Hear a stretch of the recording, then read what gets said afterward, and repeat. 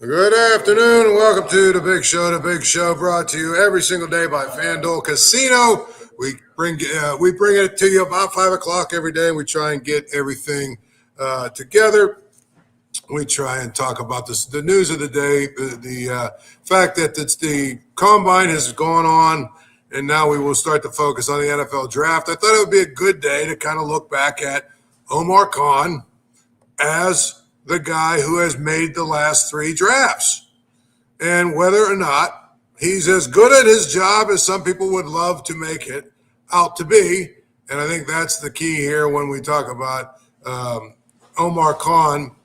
Now there's probably enough of a volume of work that we can probably look at him and say, let's evaluate it. Now, his first draft, if you remember, Kevin Colbert, the gift that keeps on giving from him, his final number one draft choice was Kenny Pickett.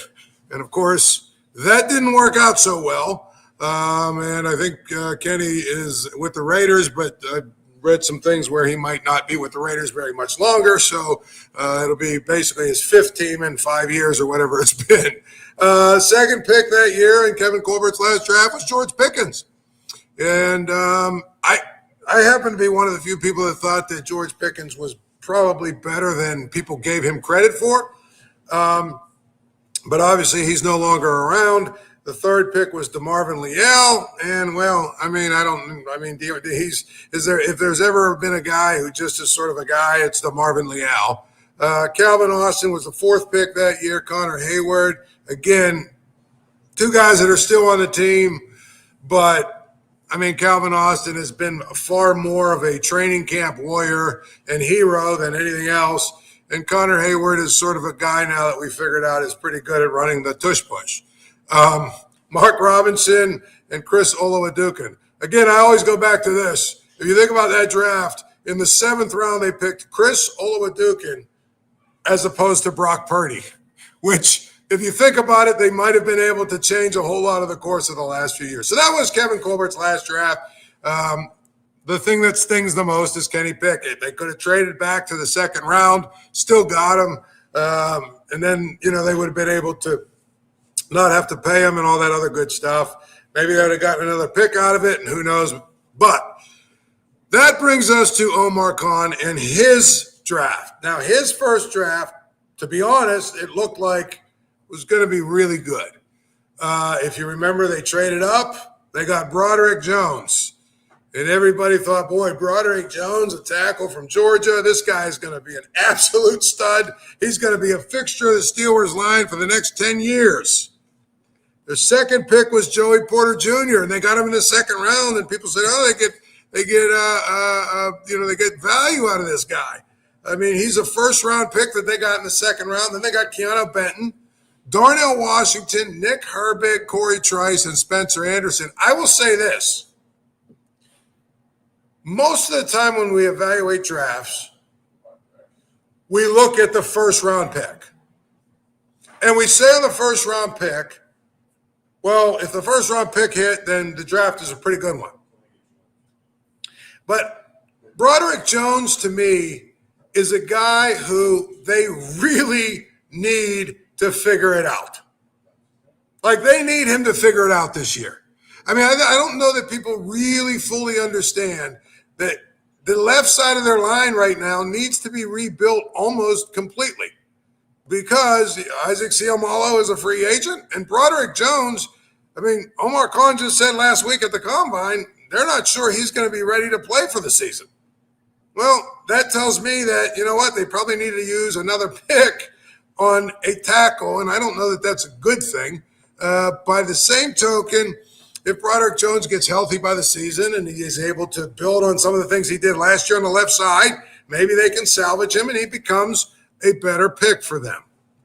You've got Joey Porter Jr., and I'm going to tell you this much right now about Joey Porter Jr. I think he was the most improved player from week 1 to week 17, not just with the Steelers, but maybe actually in the entire AFC. The first 5, 6, 7 games, he was still that handsy, grabsy, guy that was getting pass interference penalties and defensive holding penalties. And you know what? He figured it out. In the second half of the season, he was one of the best corners in the AFC. And I think he's a guy that has proven he can be a really good corner in the AFC. So I actually think that was a really good pick. People were like, oh, that's a legacy pick, because of his dad and all that other stuff. No, I think Joey Porter Jr. actually has figured it out, and he was actually really good down the stretch. And if you look at his numbers, and again, me, I'm not a huge analytics guy, but if you look at his numbers, by all of these, sites that grade players every week based on, numbers, I mean, his numbers have been really good. Keeanu Benton was the next pick. I mean, I don't know. I still have to – I'm not sure what really you're getting from him. There's times when you look at him, you say, he's okay. The other guy, Darnell Washington. Now, the thing about Darnell Washington is he gives them somebody who is actually a tight end that can block. Nick Herbig, obviously, is a great player.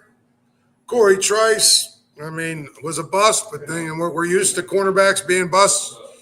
And Spencer Anderson just got cut. But if you look at that draft, they got Nick Herbig out of it. They got Joey Porter out of it at the very least, and Darnell Washington. So not a bad draft for Omar Khan's first draft. Second draft, Troy Fautano, who got hurt his first year and last year basically played right tackle the entire season. I think he's pretty good.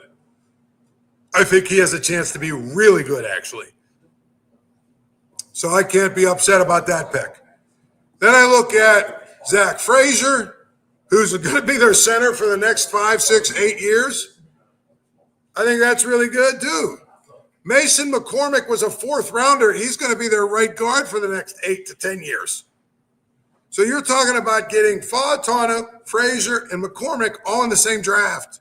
And those three guys are your center and your two guys on the right for the next 5 to 7 years. That's a pretty good haul. Then you add in Peyton Wilson, who I don't think a lot of people love him because he's like a try-hard guy and he plays hard and he's a tough-nosed, hard-nosed guy and all that stuff. I think he's just sort of an average player, but that's okay. He makes enough plays that you keep him in there. I think they need to get somebody to be a starter ahead of him. If he's your backup that you put in for 10, 15 plays, I think he's a good player. But still, you got a pretty functional NFL player in Peyton Wilson. Logan Lee, Ryan Watts, they're at the end of the draft. You don't know what either one of them are going to be, if anything. And then, of course, to me, this draft might even hinge on the fact that you got Roman Wilson in the third round. And next year has to be the year it's go time. Next year has to be the year. You got this year's draft. Derek Harmon was a starter. Kaleb Johnson, I don't know that they got what they really thought they were getting from him. Jack Sawyer, an outside linebacker. You know what? I kind of liked what I saw from him. Obviously, he's got, ways to go, but I think he's somebody that can help them. They got a little bit out of Yaya Black as a rookie. People are all excited about Will Howard. I look at Will Howard and I say, people probably love him more than he deserves to be loved. Really, to be honest. It's one of those things where I feel like if they're going to have a plan at quarterback this year, it should be very simple. Everyone's worried about Aaron Rodgers. Here's what you do if you're the Steelers. You build the rest of your roster.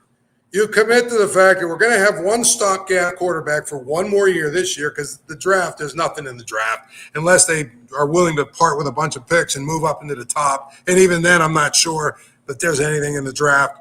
To me, you commit to a stopgap year for one more year. If that guy's Aaron Rodgers, great. You tell him, listen, if we'd like you, you're our first choice. We'll wait around for a little bit, but we're not going to wait for 3 months like we did last year. Let us know. And if it's not him, go get another stopgap quarterback. There's a bunch of them out there. I don't care. Pick one. Mac Jones. There's a bunch of these kind of guys that are just hanging around. Get them for 1 year. Make your roster better. And then you work with Will Howard and see what you really have with him. Mike McCarthy likes him. See what you have with him. If you give him a lot of reps in the preseason, and of course, you still have Mason Rudolph as sort of your steady backup, veteran backup guy. I mean, he's perfect for that role because he's a good teammate. He's clearly a guy that's never going to make waves. He's a guy that you put him in there for a pinch, you can win a game or two. I mean, you don't want him there for 10 games, but he's proven he can win a couple of games here and there.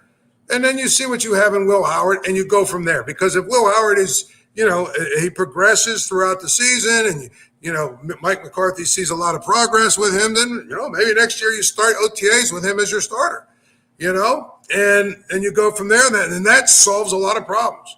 But I love all these people that are definitively, they know what Will Howard is. There's people that think that he's going to be the next great quarterback, and there's some people that think he's going to stink. Here's what I'm going to tell you. None of you know, because we've not seen him play in the NFL.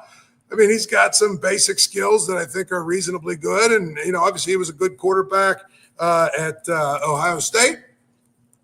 But he was a, fifth-round pick or whatever he was. There's a reason for that because there's some limitations to his game. And I think that's the key to all of this. To me, I keep hearing people say, oh, well, they should go draft Drew Allar, or they should go draft, what's the kid's name from Alabama, Simpson, or whatever his name is, or they should go draft this other in the 4th round or 5th round. To which I say, you realize you already have that guy on your roster in Will Howard. Like, why would you bring another one in unless you absolutely don't think that Will Howard has any chance of being any good, which clearly the head coach has said he likes him. So that leads me to believe that he's going to get some opportunities. At the end of the day, that's how you handle it. You need a left tackle. You need a left guard. You need one more defensive lineman. 2, if Cam Hayward decides he's going to retire, which I don't think he will coming off an all-pro season, but he is old at the age where he might just say, to hell with this, I'm done. You definitely need one more corner. You probably need one more linebacker. And you need 2 more receivers. Like, that's where your focus should be this offseason in the draft and in free agency is those guys. Commit to, we're going to make our roster better. Commit to, we're going to do the best we can do to get every other position around the quarterback better. And if we have to have a stopgap quarterback for 1 year, that's okay. What difference does it make? What difference does it make if you have a rookie this year, or if you have Aaron Rodgers? You're probably a 9 and 8 win team or a 10-win team or whatever, and you go from there. So to me, I feel like when you look at all of these things, the Steelers probably need to have another good draft. And again, I look at Omar Khan's drafts. I mean, the last 3 years, if you look at who he's drafted, Derek Harmon is a starter, right, from this year, a rookie who's a starter, okay?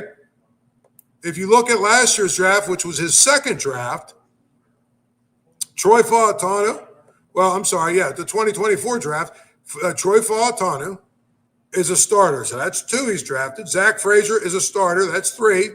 Peyton Wilson is a starter, that's 4. Mason McCormick is a starter, that's 5. Then you go back then, and you know what? Broderick Jones got hurt, but he was a starter. That's 6. Joey Porter's a starter. That's 7. Darnell Washington is kind of a starter, right? I mean, it depends on how many tight ends they start with, but that's 8. I mean, he's basically over the last 3 years, he's drafted 8 starters.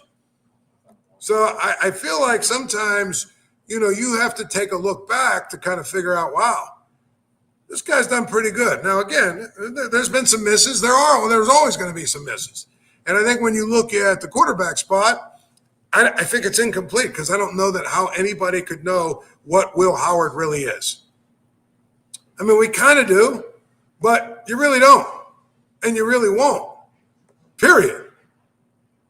So anyway, I feel like, when you look back at what Omar Khan has done, and, the draft is coming here, and we just had the combine, everybody's really excited about everything. I actually think he's done a reasonably good job. This episode, by the way, brought to you by IQ Bar. IQ Bar, our exclusive snack hydration coffee sponsor. IQ Bar protein bars, IQ Mix hydration mixes, and IQ Joe mushroom coffees are delicious low-sugar brain and body fuel you need to win your day. IQ Bar's plant protein bars are the smarter snack choice with plenty of plant protein, tons of fiber, no added sugar. IQ Mix is a zero sugar drink mix that hydrates with electrolytes, improves mood, and boosts clarity. With over 20,000 five-star reviews counting, more people than ever are fueling their busy lifestyles with IQ bars, brain and body boosting bars, hydration mixes, and mushroom coffees. Their ultimate sampler pack includes all three. And right now, IQ Bar is offering our special podcast listeners 20% off all IQ Bar products, including the ultimate sampler pack, plus free shipping. To get your 20% off, text MLB to 64,000. Text MLB to 64,000. That's MLB to 64,000. Message and data rates may apply. See terms and conditions and details. Back to the Steelers. I'll tell you one thing that's really interesting is we've now started to see teams make some moves with respect to getting ready for free agency and getting ready for the salary cap and all that other stuff. I'll tell you an interesting move that was made today. I look at the Houston Texans, right? And obviously, they lost Joe Mixon to an injury, and he probably is not going to be coming back. So to me, the fact today that they decided to trade for David Montgomery, that changes their team, I think, dramatically. And I think that's pretty good. The other thing is they traded their right tackle to the Browns. The Browns are basically now, trying to rebuild their offensive line. It's one of those things where he's going to get a 2-year, $45 million deal. But the Browns, it's going to be very interesting now because they've got a new coach and a new coaching staff and all that other good stuff. They're probably going to enter training camp or whatever with a really epic quarterback battle between Shedeur Sanders and Deshaun Watson. But the rest of the roster is pretty good, especially the defense. Of course, they screwed it up and they lost their defensive coordinator, so who knows what's going to happen to them. But, the Browns are always going to Browns. They're always going to be the Browns. But at the end of the day, it's one of those things where all of these teams now are going to start to become really aggressive for a couple of reasons. One, free agency's coming up. Two, the draft's coming up. And three, a lot of these teams have to make some tough decisions with respect to the salary cap, which is why you see, for instance, the Texans trading, the right tackle away. I guess they either have somebody else on the roster they think is ready to play, or they feel like they can replace him for a lot less money. Me, I don't know. I look at the last two teams that have won Super Bowls. And I would tell you that Seattle and the Eagles, the reason they won the Super Bowl was because they had the best rosters in football. And everybody spends so much time searching for quarterbacks. And I know you need a good quarterback. But Sam Darnold was a cast-off from about 5 different teams. And guess what? In Seattle, he won the Super Bowl, so everybody's like, oh, look, he's elite. But if you look at his number and you look at the season he had, he wasn't great. I mean, he was good. He was good enough. They had great running backs. They had really good offensive line. Their defense was ridiculous. That's, to me, how you win. I mean, you build a great offense. I mean, you build a great roster. And I look at the Eagles. Would anybody, except for a couple of the morons that are on these national shows, would anybody else really consider Jalen Hurts to be an elite quarterback? I mean, there's a guy with 2 star receivers who both hated him and wanted to trade it out of there because he can't throw them the ball. But guess what? He's great with his legs. He's perfect for that team. His ability to run and combine that with Saquon Barkley and the offensive line and defense they had. Yeah, they had a great roster. And that's what I keep talking about with the Steelers. Like, I believe that the Steelers, are 5 or 6 players probably, which is a lot, but it's not, away from really turning their roster around and changing it.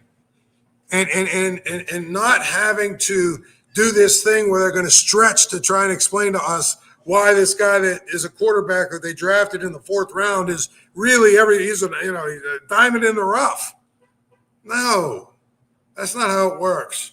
Go get the best roster you can get this year. Get a stopgap quarterback. I mean, like I said, Aaron Rodgers, to me, I look at Aaron Rodgers and I say he's a guy that if he comes, great.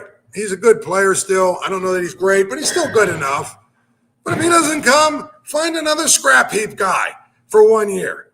And again, I could give you the whole list of all these guys. You have a good roster. You could make any of them functional. I don't want, and here's the thing I'm going to tell you I have no interest in. Malik Willis had one good game. And now people are talking about him becoming a $30 million a year quarterback. He had one good game. It's just kind of ridiculous. Anyway, he's going to get 30 or 40 million because everybody, again, a lot of these teams are starved for a quarterback. And he had that game where it was on national TV. I think it was against the Bears, whoever it was on a Saturday, where he threw for a bunch of yards. And, he looked like he was every bit the part. And there were even some people saying, they should replace Jordan Love with him. Again, somebody is going to give him a lot of money, and I think they're going to have buyer's regret. You just hope it's not the Steelers. I don't think it will be because I think that one of the things that Mike McCarthy wants to do is find his own quarterback to sort of groom. And he might even think Will Howard is that guy right now. Now, I don't know if he does. He's just saying that or what. But the reality is I think if you bring in Malik Willis, you're basically going to be married to him for 3 or 4 years. Now, 2 years from now, we could be talking about how, boy, did the Steelers screw up by not signing him. But I don't think that's going to be the case. By the way, this episode's brought to you by FanDuel Casino. We always thank FanDuel. And, of course, just because it's not football season doesn't mean you can't use your FanDuel account. And, of course, there's lots to bet on. We've got hockey. We've got the NBA. If you're a real degenerate, I guess you could bet on spring training baseball. The bottom line is tonight's game on FanDuel that's in the spotlight. We've got the Celtics against the Bucks, and of course, Giannis is supposed to be back. And so, if he's back, then all of a sudden the game changes. It opened up. The Celtics were a 7.5-point favorite, but guess what? For the last 2 hours, they're now a 2-point favorite. Meaning, with Giannis back, the line has changed completely. Which you don't see jumps that big or that in most sports because most of the time everybody knows what the injury report is. But there were some rumors that Giannis might come back tonight. At any rate, you can get the Celtics -2 still if you believe. I don't know. I think if you're looking for an opportunity, Giannis is returning. Milwaukee's at home. I don't know. I might take the 2 points. Take Milwaukee plus the 2 and see what happens. The over-under is 216.5. You look at what both teams generally do in offense and defense, well, that's right about the number it should be. Again, I think if you've got Giannis back and you're looking to maybe, throw a couple of dollars down on something on your FanDuel account, well, that might be the way to go. Take Milwaukee, take the over, and see what happens. Of course, Giannis could come back and stink, and then you've got some problems. But that's okay. That's why I don't handicap. I just tell you to use the FanDuel app. It is easy to use. You can use your phone. You can use your computer. You can bet on just about anything that you can bet on. Some nights when I'm really bored at 3 a.m. and I'm still awake, I might bet on cricket that's going on in Australia or something just for the heck of it. So get on your FanDuel app and enjoy it. Make a few dollars for yourself, and you can, again, do it from your computer and your home. Real quickly, let's switch gears before we get out of here. The Pittsburgh Penguins are 2-0-1 without Sidney Crosby. And guess what? I'm not surprised. Can I say this? Am I allowed to say this? It's late enough in the season now. It's okay to say the Penguins are a good team. I mean, we've heard, well, they've got, energy and adrenaline pumping and all this other stuff. And, they're young, but, they're going to eventually fall off and they're going to come back to earth when they were winning early. And then they had a little losing streak. Look, they're a good team. I think one of the biggest things now, if you're Cal Dubas, you've got to figure this out. You have done a great job of acquiring picks. You've done a great job of, acquiring young prospects. You've got, for the next 3 years, you're loaded for bear with picks and prospects. And, you've rebuilt this system and you're even going to do it even better. But you got a team that's pretty good. And I'm not saying that you go all in like when they went and got Phil Kessel or, any of those kind of moves. I'm not saying you do that, but you got to think about letting go of a few of those assets to get yourself at least one more defenseman. And I think if you do that, you give yourself a really good chance, a really, really good chance to make a run. Because I think the NHL, the Eastern Conference ain't great. I mean, I said this earlier today on a different podcast, and I mean this. I really do. Who in the East do you think the Penguins could not play in a 7-game series against? I mean, Tampa's good, but this isn't like the Tampa teams a few years ago that were just star-studded, and just completely dominant and better than everybody. They're good, but they're not great. I think one of the things I'll tell you, you look in Carolina, but the Penguins have a weird thing where they match up well with Carolina. The Islanders are the team that they'd play in the first round. I don't know. I mean, I'm looking up and down the East. Now, again, one of the biggest things that has to happen for the Penguins is they need to continue to get good goalie play. I mean, their goalies have played really out of their minds. And so if you're looking for some way to be pessimistic to say, well, they're probably going to regress at some point here, I would tell you that might be where you go. You might say, well, they're going to regress because their goalies might not be good enough. But so far they've played really well. And I don't know why you would think, okay, these guys are going to just suddenly fall off. I just think it's one of those things where the Penguins, Cal Dubas has a choice to make here. Like, you've got Sidney Crosby out for a month. I think they're going to be fine in terms of surviving. They're going to make the playoffs. I think they're maybe tied with the Islanders for second or whatever. Okay, you're going to tell me maybe the Islanders, bump up a little bit, and at the end of the month they're ahead of the Penguins, and the Penguins end up having to play at the Islanders instead of the other way around. Okay, I might buy that, but I don't think there's going to be a great fall off. I just don't. I think they're pretty good, and I think they play the style of hockey that you want to see a team play. They play hard. They really go after it every shift. The Penguins are a real pain to play against. I mean, I just think if you look at what Dan Muse has done, it's incredible in a short period of time. And I think it's sustainable. And I also think this is probably your last year with the band all together. I know that they're talking to Gino again.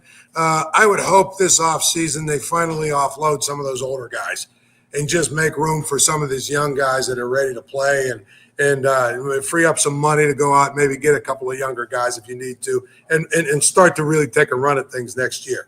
So to me, like, if you're Cal Dubas, I know that you have a plan, and it's a great plan, and it's worked out, and we can look and see you've got, I think it's like 35 draft choices in the next 3 years, in the first 3 or 4 rounds, some ridiculous number like that. We can see that you've got prospects, that are all getting better, and some that are going to be here next year. You put together a good organization. You put together a good plan.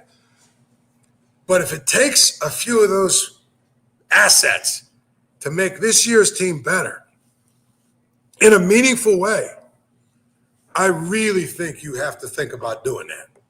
I know he doesn't want to. He doesn't want to be a buyer. I'm not saying go all in and make some big, Jim Rutherford kind of deal, but there's got to be a couple of deals out there that you can make the defensive core a little bit better and give yourself a chance to win some games.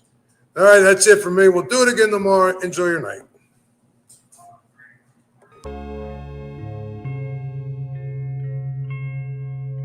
Thank you for checking out this content from Post-Gazette Sports. If you watch this video on YouTube, please like the video and subscribe to our channel. For all of the sports coverage the Post-Gazette has to offer, visit post-gazette.com.